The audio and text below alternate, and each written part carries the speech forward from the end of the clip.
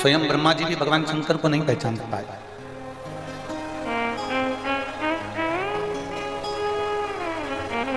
स्वयं ब्रह्मदेव भी भगवान शंकर का स्मरण नहीं कर पाए। शिव कथा कहती है कि ब्रह्मा जी के जितने मुख हैं, भगवान शिव की शक्ति का गुणगान ब्रह्मा जी उतने मुख से भी नहीं कर सकते जितनी भगवान शंकर में शक्ति विद्यमान है।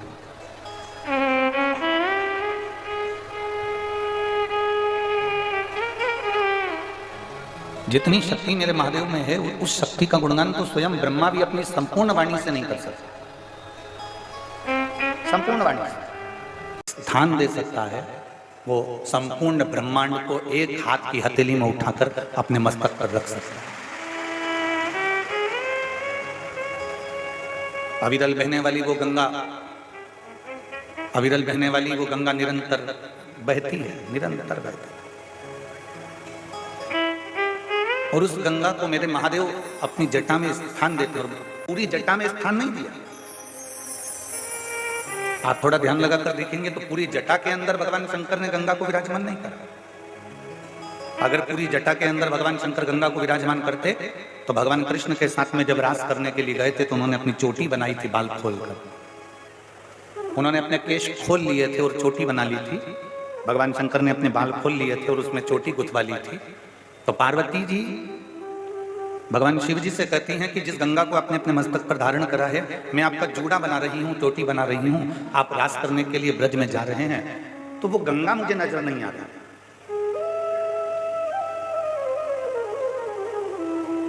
वो गंगा मुझे नहीं दिख रही है जिस गंगा को आपने मस्तक पर संजोया है, जिस गंगा को आपने अपने मस्तक पर रखा, वो गंगा मुझे नजर नहीं आ रही।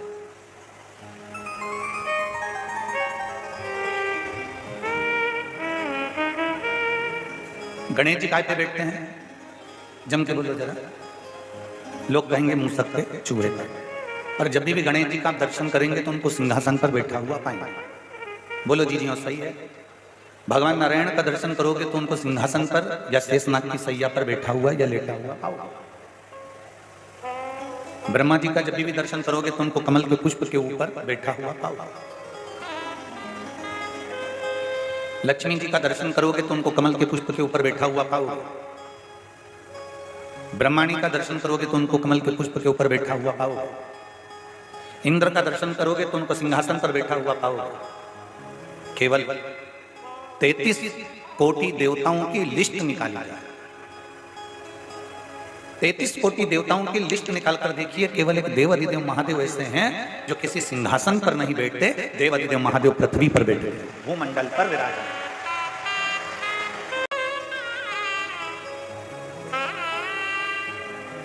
मेरे देवाधिदेव महादेव किसी सिंहासन पर नहीं, मेरे देवाधिदेव महादेव जमीन पर बैठे, भूमि पर। सिंहासन पर बैठने वाला व्यक्ति, कुर्सी पर बैठने वाला व्यक्ति, सोफे पर, पलंग पर, गादी पर बैठने वाला व्यक्ति एक बार गिर सकता है, पर पृथ्वी पर बैठने वाला व्यक्ति गिरेगा क्या?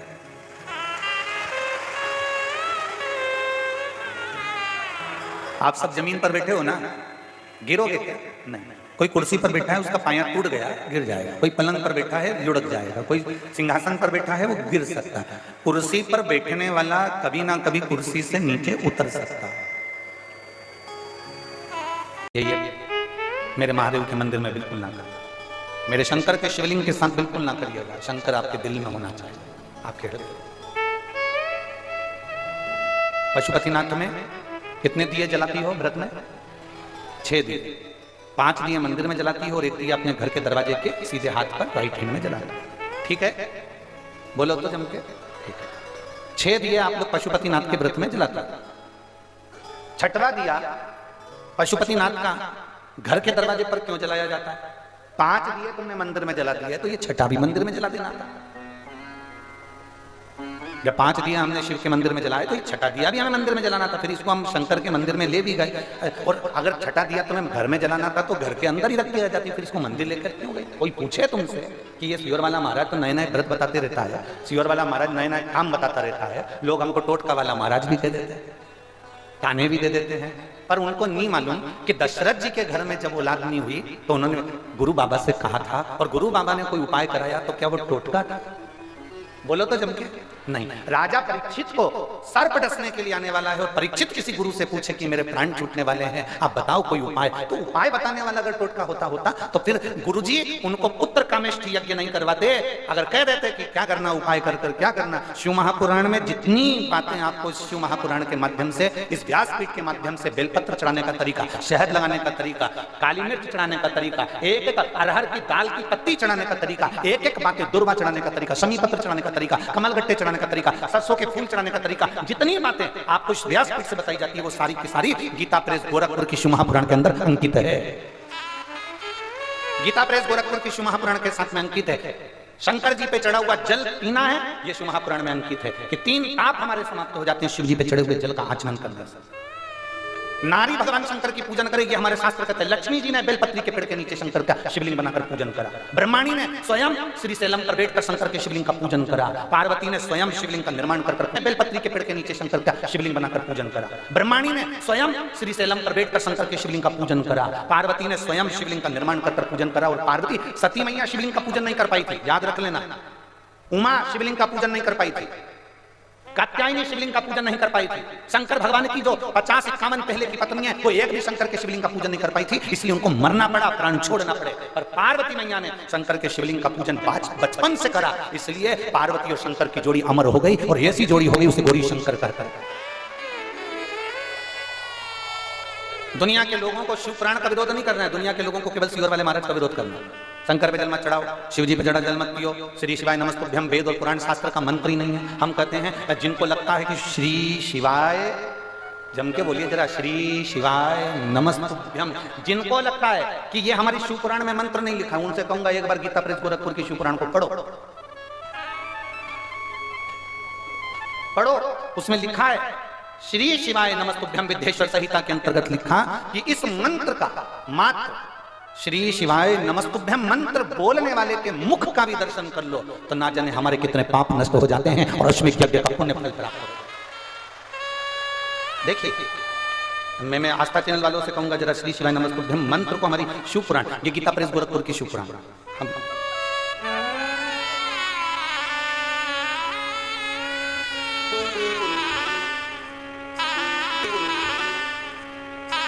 देखिए शिव महापुराण में, गीता प्रेस गोरखपुर की शिव महापुराण के अंदर श्री शिवाय नमस्तुभ्यम कौन से पृष्ठ पर लिखा है, तो हमारी उंगली चल रही है, उस उंगली को जहां चलाया जा रहा है वहां पर आप विस्मरण करेंगे। विद्येश्वर संहिता,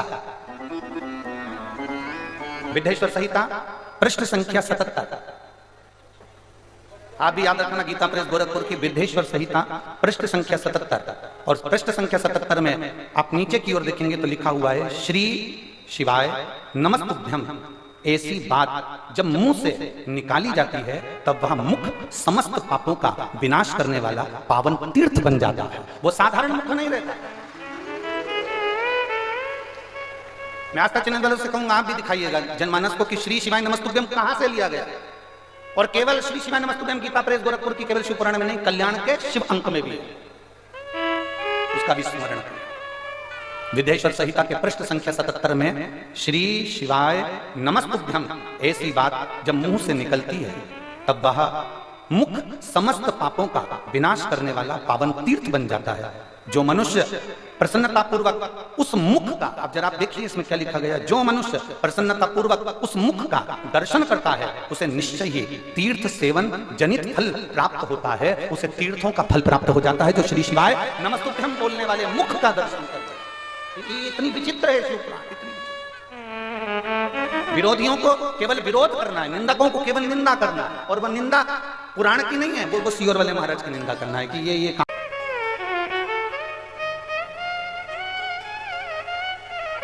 ब्रह्मा जी नहीं पहचान पाए थे भगवान देवाधिदेव महादेव,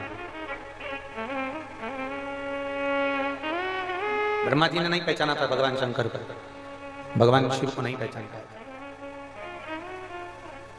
आखिरी में ब्रह्मा जी ने भगवान नारायण से पूछ लिया था कि तुम्हारे पिता कौन है, तुम्हारे पिता कौन है। नारायण ने कह दिया मेरे पिता तो वो देवाधिदेव महादेव, जिसका कोई नहीं, कोई नहीं।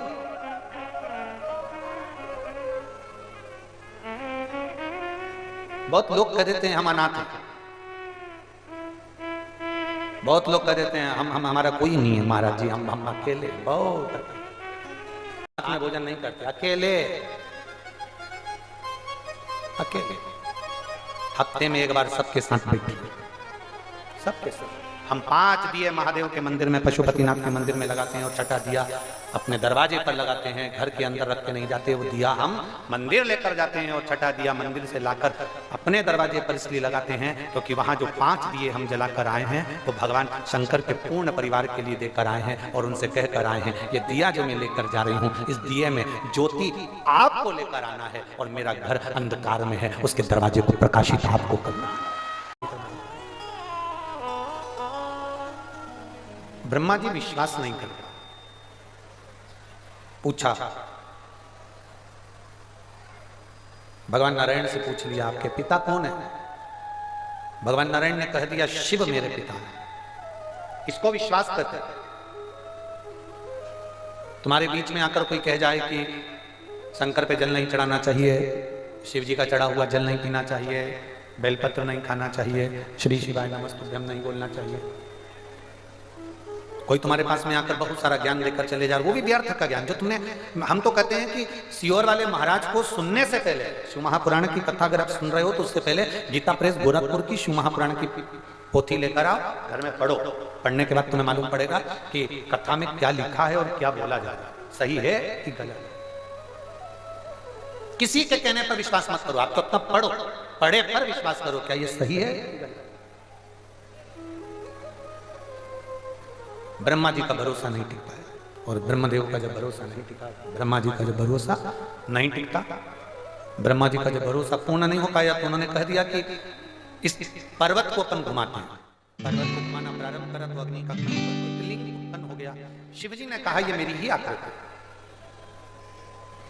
सबसे पहला शिवलिंग की उत्पत्ति भगवान देवादिदेव महादेव के शिवलिंग का प्रागट्य शिवरात्रि के दिन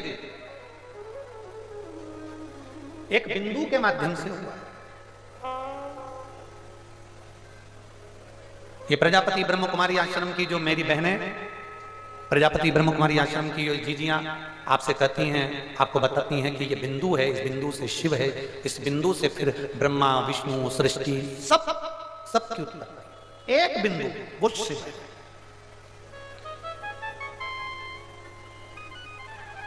एक बिंदु वो शंकर है। कुछ नहीं रहता, आखिरी में वही बिंदु रह जाता, आखिरी में वो बिंदु।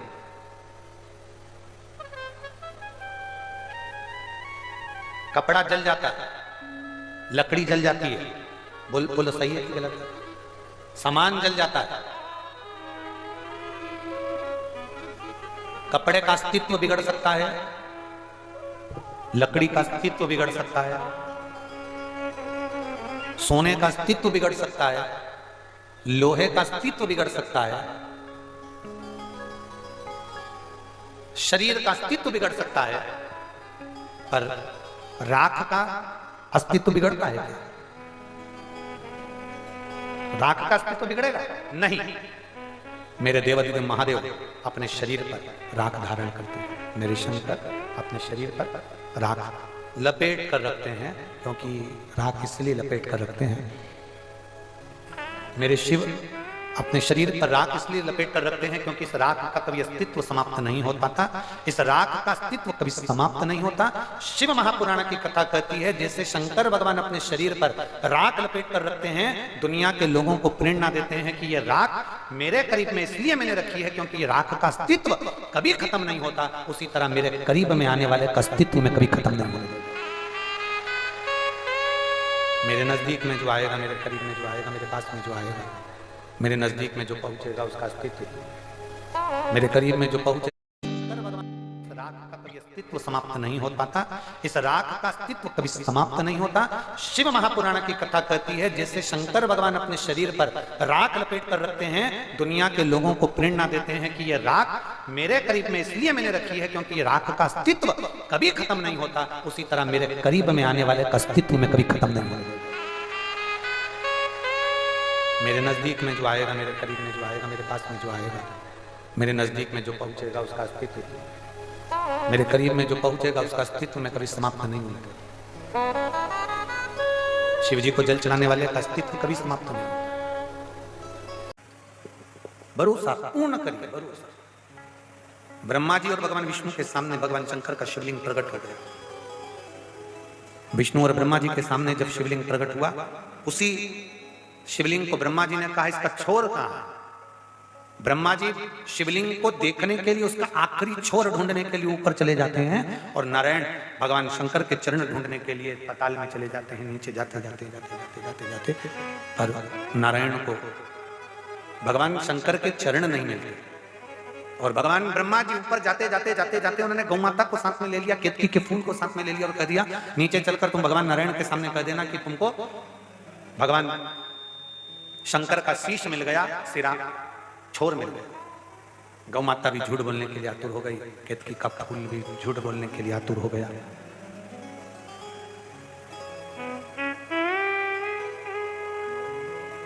पूछा ब्रह्मा जी ने भगवान विष्णु से, भगवान नारायण ने भगवान ब्रह्मा ने भगवान विष्णु से पूछा क्या आपको भगवान शंकर का चरण मिल गया, भगवान शंकर का चरण प्राप्त हो गया, क्या आपको भगवान शंकर का चरण मिल गया? भगवान नारायण ने सत्य कह दिया, मुझे शिव जी का चरण नहीं मिला। सत्य एक बार बोलना पड़ता है, असत्य बार बार बोलना पड़ता है।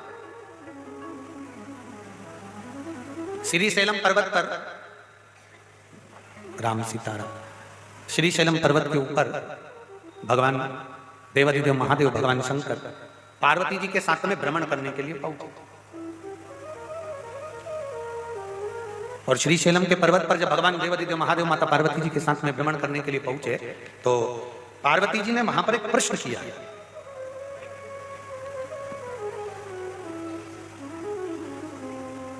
पार्वती जी ने प्रश्न किया कि महात्मा का सर्वश्रेष्ठ लक्षण कौन सा?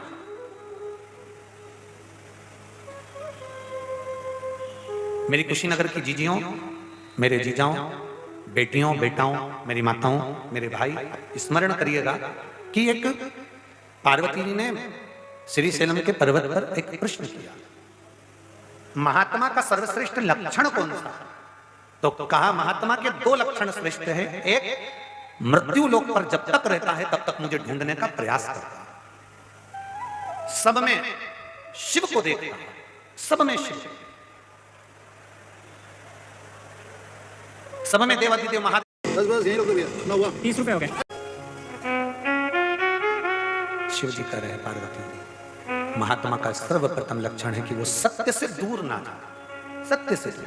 शंकर जी को सबसे ज्यादा पसंद क्या है? बेलपत्र पसंद है, शिव जी को एक लोटा जल पसंद है, शिव जी को धतूरा पसंद है, शंकर भगवान को भांग पसंद है, शंकर भगवान को भस्म पसंद है, शंकर को सबसे ज्यादा पसंद है सत्य। इसलिए हमारे यहाँ कहते हैं सत्यम शिवम सुंदरम, सत्य बोलोगे तो शिव मिलेगा, शिव मिलेगा तो जीवन अपने आप सुंदर होगा। सत्य को पकड़ो, जितना सत्य को पकड़ोगे उतनी जिंदगी का आनंद का प्राप्त कर लोगे। सत्य में ही शिव छुपा हुआ। भगवान विष्णु ने सत्य कह दिया, मेरे को भगवान शंकर के चरण नहीं मिले, पर ब्रह्मा जी सत्य नहीं बोल पाए।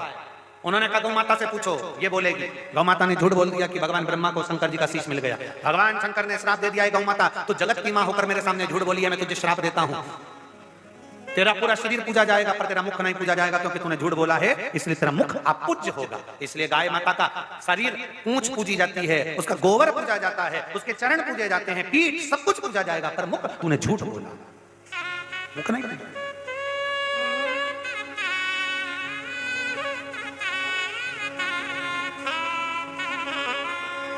घर के जो बर्तन होते हैं ना, घर के जो पात्र होते हैं, गौ माता को भोजन देने का पात्र अलग रहता है। आप लोग उसमें अपने घर का जो भोजन है आप उसमें दियो तो खाए, पर घर के भोजन में गौ माता को भोजन नहीं दिया। झूठ बोलिए, तूने झूठ कहा, असत्य बोल दी। गौ माता सारे देवताओं की परिक्रमा आगे से होगी, पर तेरी परिक्रमा पीछे से होगी। कन्यादान, वस्त्रदान, मुद्रादान, स्वर्णदान, अन्नदान, सारे दान आगे से होंगे, पर गौदान कभी आगे से नहीं होगा। गाय का दान गाय की पूंछ पकड़कर पीछे से किया जाएगा, क्योंकि तू झूठ बोली है, तूने झूठ बोला। तूने झूठ कहा इसलिए तेरा दान आगे से नहीं होगा, तेरा दान पीछे से। गौदान कहां से होता है? गाय की पूंछ पकड़, गौ माता की पूंछ पकड़कर गौदान किया जाता है, क्योंकि तुझे झूठ बोला। सत्यमय जीवन जियो, महात्मा का लक्षण है सत्य बोलना, महात्मा का लक्षण है सत्यता का जीवन जीना। सत्यमय अपने जीवन को आनंदित करना, सत्यमय अपने जीवन को जीने का प्रयास करना, सत्यता में अपने जीवन को आनंदित करते हुए आगे बढ़ाना, सत्यता के जीवन को अखंडता रखना, ये मानव का, महात्मा का जीवन।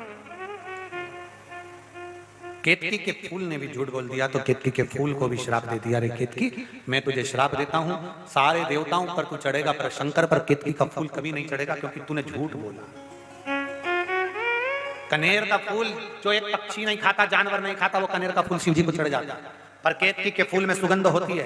केतकी का फूल दिखने में सुंदर होता है, केतकी का फूल सुगंधित होता है, बड़ा सुंदर होता है, पर वो शंकर भगवान पर नहीं चढ़ता। शिव कहते हैं मुझे कांटे का पुष्प चढ़ा दो, धतूरा चढ़ा दो, कनेर का फूल चढ़ा दो, जहरीला फूल चढ़ा दो, चल जाएगा, पर मेरे ऊपर केतकी का फूल मत चढ़ाना। अगर केतकी का चढ़ाया तो 1000 गौ हत्या के बराबर दोष लग जाएगा। भले सुंदर है, भले सुगंधित है, पर मुझे नहीं चाहिए, मुझे पसंद नहीं।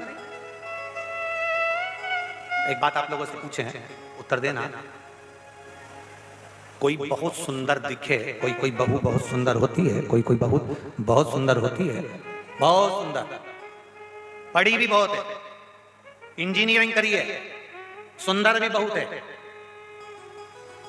दिखने में भी अच्छी है, पढ़ी लिखी भी है, दहेज भी लाई है, गाड़ी भी लाई है, चलाना भी जानती है, 2 व्हीलर 4 व्हीलर दोनों।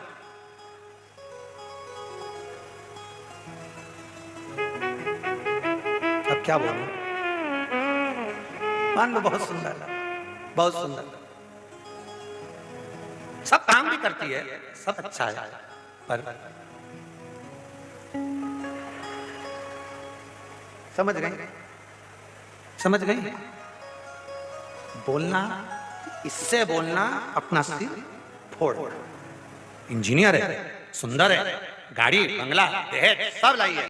समय आया, ब्रह्मा जी का शीश कटा, काल भैरव ने शीश काटा, और शीश काटने के बाद में ब्रह्मा जी एक बट वृक्ष के रूप में पूजित हुए। फिर समय आया, भगवान ब्रह्मा विष्णु महेश ने आकर सृष्टि प्रकरण को दर्शन दिया है, बड़ा आनंद स्थापित हुआ। एक बार जोरदार ताली बजाकर ब्रह्मा विष्णु महेश के लिए जोरदार ताली। आज कथा का दूसरा दिवस का स्मरण, ध्यान रहे ये कथा 14 तारीख से 20 फरवरी तक चलेगी। 25 फरवरी को सिरसा हरियाणा तारा बाबा की कुटिया में दोपहर 2 बजे से 5 बजे तक, हरियाणा की पवित्र भूमि पर सिरसा हरियाणा में तारा बाबा की कुटिया पर श्री गुरु शिव महापुराण की कथा वहां 2 बजे से 5 बजे तक प्रतिदिन आस्था चैनल पर आएगी सिरसा हरियाणा से। ये जो कथा कुशीनगर में चल रही है ये 14 तारीख से 20 तारीख तक चलेगी। सिरसा हरियाणा की जो कथा है वो 25 फरवरी से 2 मार्च तक 2 बजे से 5 बजे तक चलेगी। 7 मार्च से